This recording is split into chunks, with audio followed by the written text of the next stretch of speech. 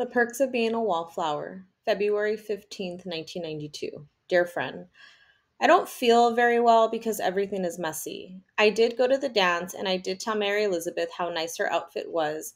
I did ask her questions and I let her talk the whole time. I learned a lot about objectification, Native Americans, and the bourgeoisie.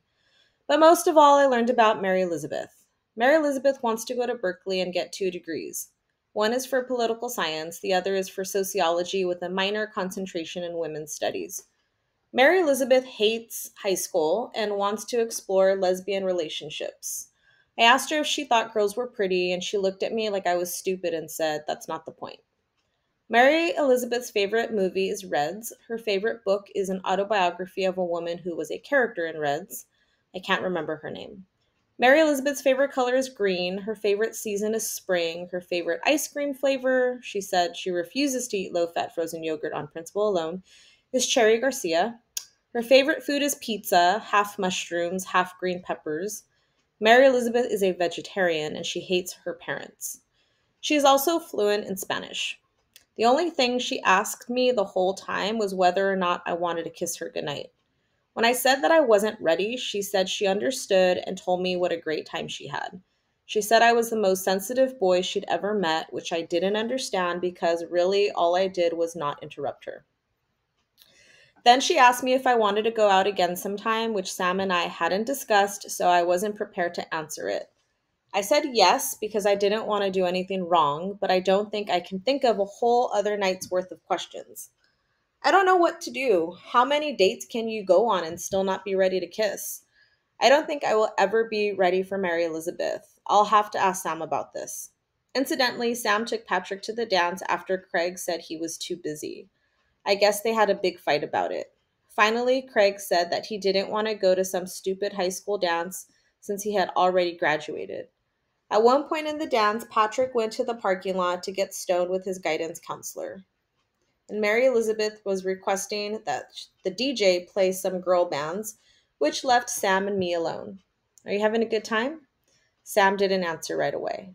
She just kind of looked sad. Not really. Are you? I don't know. This is my first date, so I don't know what to compare it to. Don't worry, you'll do fine. Really?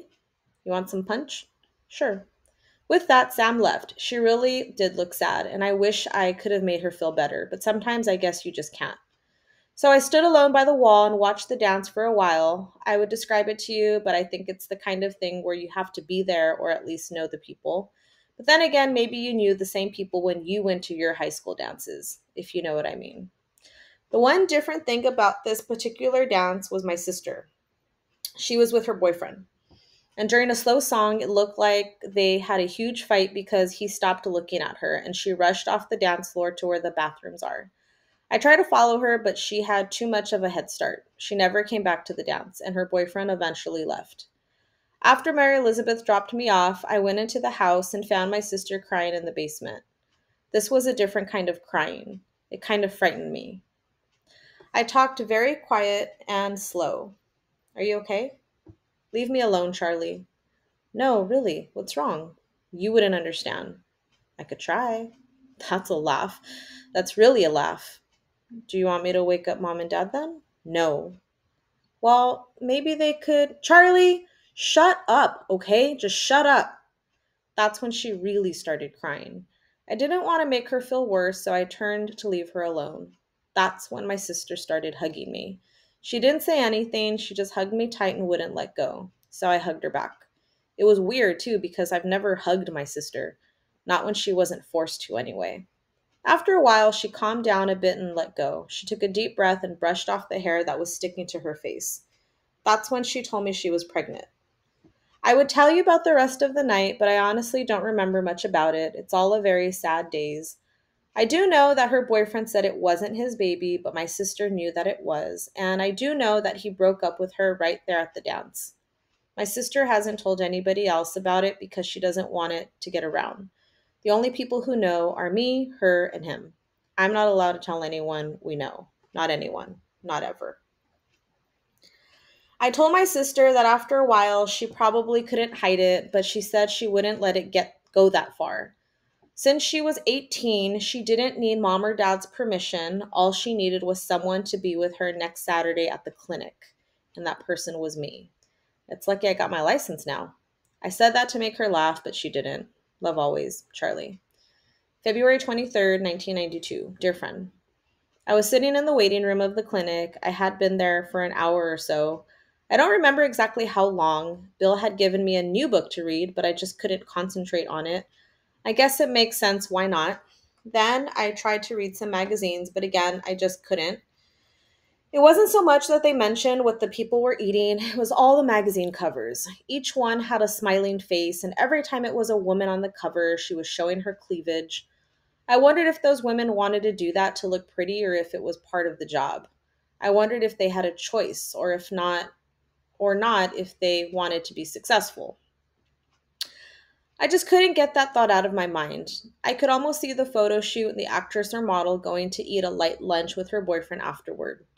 I could see him asking her about her day and how she wouldn't think too much of it, or maybe if it was her first magazine cover, how she would be very excited because she was starting to become famous.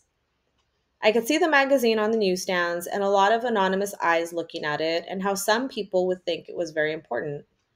And then how a girl like Mary Elizabeth would be very angry about the actress or model showing her cleavage along with all the other actresses and models doing the same thing, while some photographer like Craig would just look at the quality of the photograph.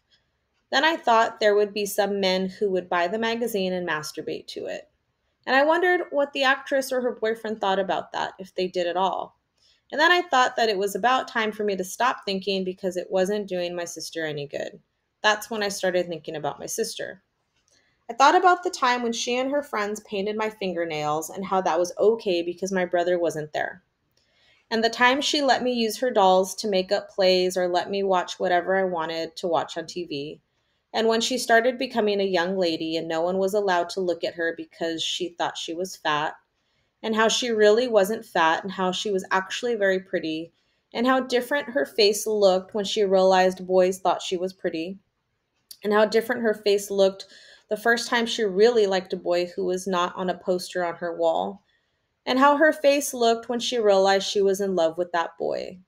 And then I wondered how her face would look when she came out from behind those doors. My sister was the one who told me where babies come from. My sister was also the one who laughed when I immediately asked her where babies go to. When I thought that, I started to cry, but I couldn't let anyone see me because if they did, they might not let me drive her home and they might call our parents. And I couldn't let that happen because my sister was counting on me, and this was the first time anyone ever counted on me for anything. When I realized that this was the first time I cried since I made my Aunt Helen the promise not to cry unless it was for something important, I had to go outside because I couldn't hide it from anyone anymore. I must have been in the car for a long time because eventually my sister found me there. I was chain smoking cigarettes and crying still. My sister knocked on the window. I rolled it down. She looked at me with this curious expression. Then her curiosity turned to anger. Charlie, are you smoking? She was so mad. I can't tell you how mad she was. I can't believe you're smoking. That's when I stopped crying and started laughing. Because of all the things she could have said right after she got out of there, she picked my smoking. And she got angry about it. And I knew if my sister was angry, then her face wouldn't be that different and she would be okay. I'm going to tell mom and dad, you know. No, you're not. God, I couldn't stop laughing.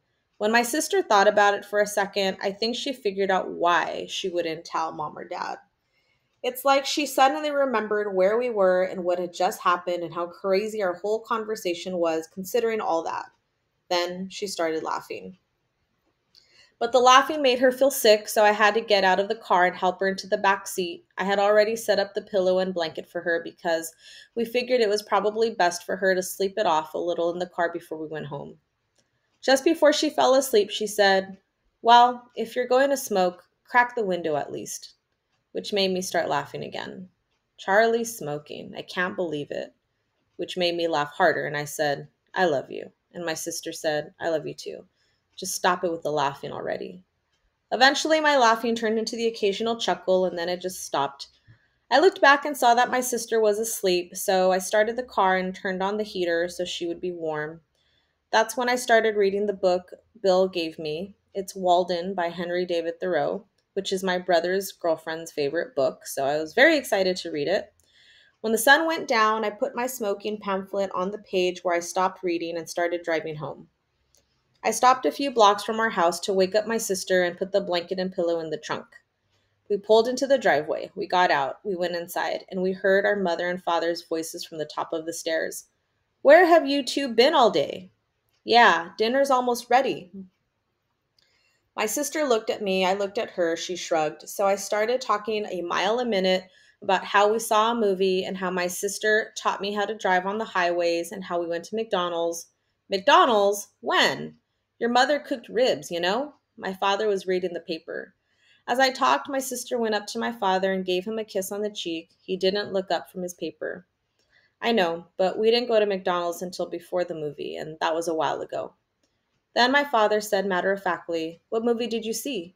I froze, but my sister came through with the name of a movie just before she kissed my mother on the cheek. I had never heard of this movie. Was it any good? I froze again. My sister was so calm. It was okay. Those ribs smell great. Yeah, I said. Then I thought of something to change the subject. Hey, Dad, is the hockey game on tonight? Yeah, but you're only allowed to watch it with me if you don't ask any of your stupid questions. Okay, but can I ask one now before it starts? I don't know. Can you? May I? I asked, corrected. He grunted. Go ahead. What do the players call a hockey puck again? A biscuit. They call it a biscuit. Great, thanks. From that moment and all through dinner, my parents didn't ask any more questions about our day, although my mom did say how glad she was that my sister and I were spending more time together. That night, after our parents went to sleep, I went down to the car and got the pillow and blanket out of the trunk. I brought them to my sister in her room. She was pretty tired, and she spoke very softly. She thanked me for the whole day. She said that I didn't let her down, and she said that she wanted it to be our little secret since she decided to tell her old boyfriend that the pregnancy was a false alarm. I guess she just didn't trust him with the truth anymore.